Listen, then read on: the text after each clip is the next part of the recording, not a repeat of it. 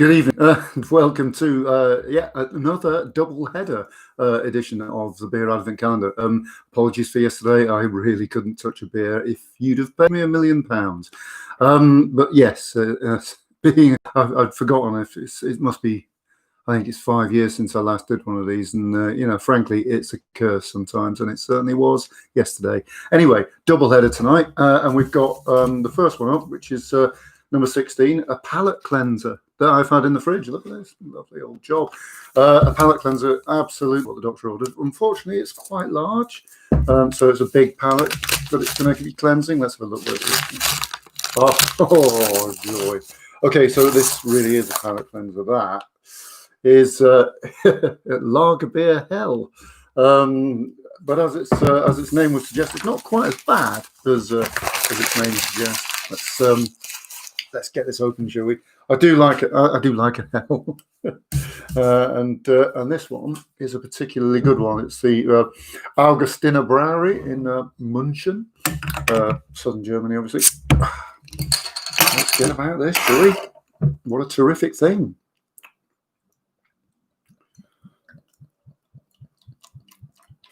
I mean, take me back 5 years, and I really wasn't a massive fan of lager. It was frowned upon basically in this household, but that's probably because my intake of lager had been fairly limited to the kind of commercial industrial crap that you pay £6 for 8 cans of in a supermarket. This stuff, however.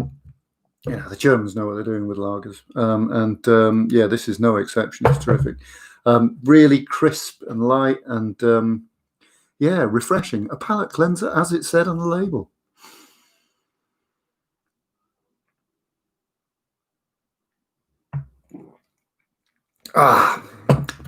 Yep, that is absolutely terrific.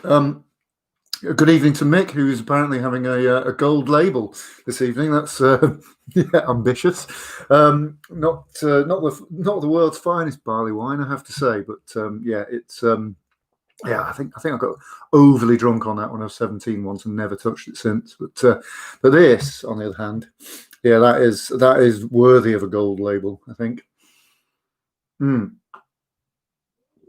the problem is, because tonight is a double header. I've got a pint of lager to drink in not very much time. So this could be this might go a bit left field very quickly.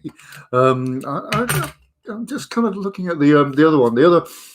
So the beer I was supposed to be drinking today is a large can, and on the label it says a hug in beer form, which leads me to believe that it's going to be pretty hefty. I mean, it's going to be thick, cloying, sort of, strong, and incredibly difficult to drink. So it's highly unlikely that I'll drink the lot of it on air. This one, however, I'm going to have to, aren't I? Because I could just put it to one side and say here's one I haven't drunk earlier, but yeah. We'll do our best. If you heard some alerts there, that's because I haven't turned my notifications off on my computer, which is in retrospect a bit of a mistake. But there we go. Anyway, let's have a big glug of this, shall we, and see if we can polish some of it off.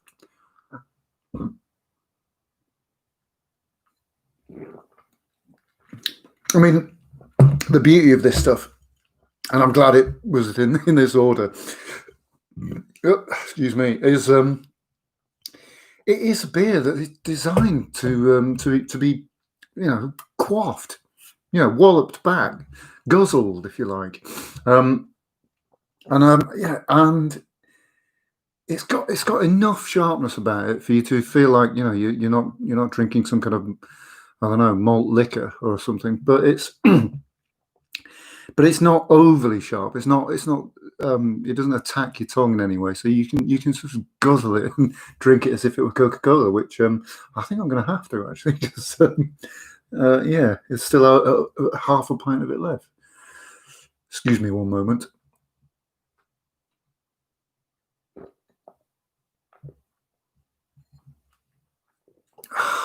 I mean, it's not quite the weather for it at the moment, but it is really nice to drink.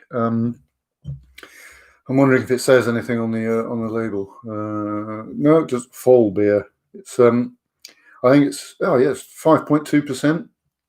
Nothing outrageous there. Yeah, that's literally it. I mean, it is inoffensive yet absolutely delicately poised, and actually truly a terrific beer. I wish I'd got into lagers a little bit earlier and wasn't so snooty about them in the past. But there we go.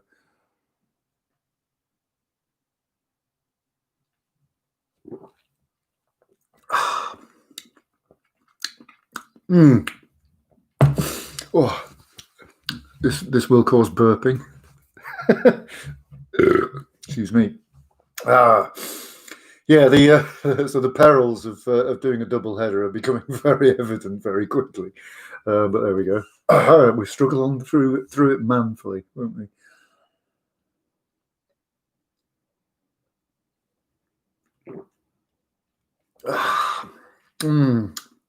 Oh, look at that! Check that out. Some proper lacing on the side of the pint glass. Surefire sign that you've had a beer that you're enjoying anyway. Right, that shouldn't take me long, and then I can get on to the next one.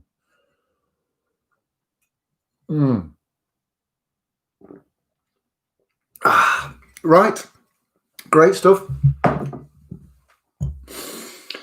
Augustiner Brau lager beer hell. I mean, that's definitely not what it comes across as in the glass. Right, let's go for the hug now, shall we? This one, as I mentioned earlier, a festive hug in beer form. So yeah, I'm expecting pine leaves and stuff like that.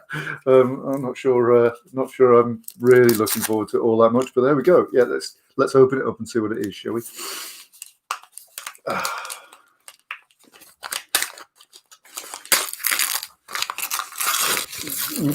Oh, okay. Wiper and True from Bristol. Excuse me. Oh, lager is repeating.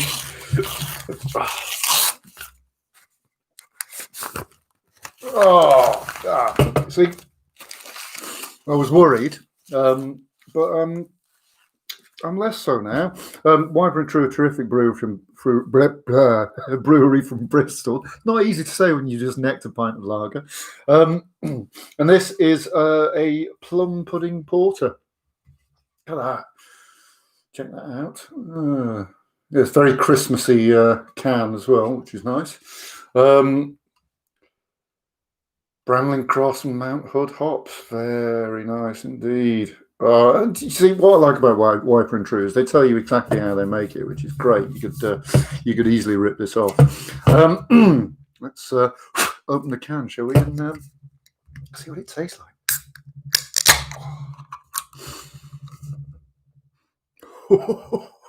Right. Yeah. Good porter colour, that, isn't it? It's not thick black like stout. It's just got that almost Coca-Cola sort of looking.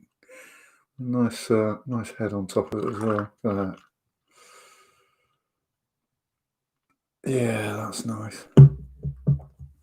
Looks like just the right amount of carbonation as well in that for a porter. Okay.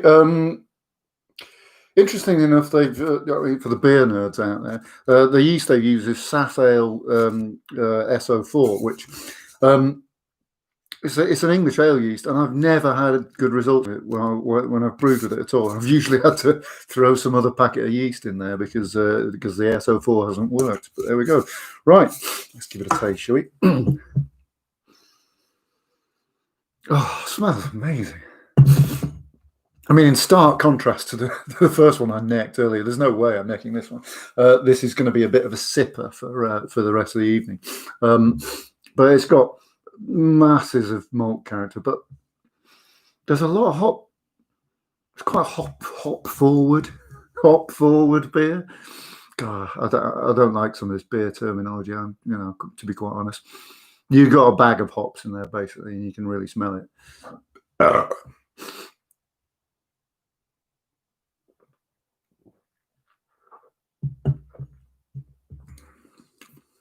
Mm. For some reason I've got a bit of chid from the can in my mouth. That's interesting actually. It kind of reminds me a little bit of the Colonel Export India Porter, which these guys will be delighted about because that I think is the reference point of porters in this country. But it's got I mean, they'll be less enamoured with this comparison, but it does remind me a little bit of the Titanic plum porter as well, which I was a fan of years ago.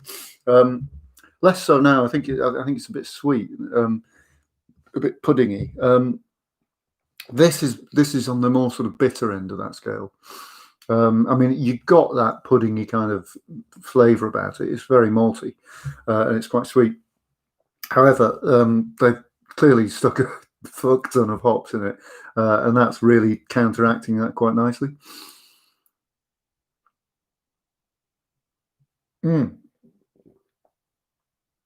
Yeah, that is going to last me for the rest of the evening, and yeah, fingers crossed. I won't have to do any more double headers for the rest of this calendar season. Again, once again, apologies for missing out yesterday. I really was not in a fit state to even smell alcohol. Never mind drink a beer, and I just wouldn't have appreciated it either. The Augustina Brau Hells needs to be drunk on a palate that isn't ruined basically by the previous night's excesses. So this one is the porter, Wiper and True. Plum pudding porter. There you go. Love the alliteration with that one. Okay, tune in again at 7 tomorrow, or watch it later, whatever I don't mind. Subscribe if you want to. I'm not really sure what benefits that gives you, but yeah, you can do it if you like. If not, just see how it goes. All right. Cheers. Thanks for tuning in, and we will see you again at 7. Cheerio.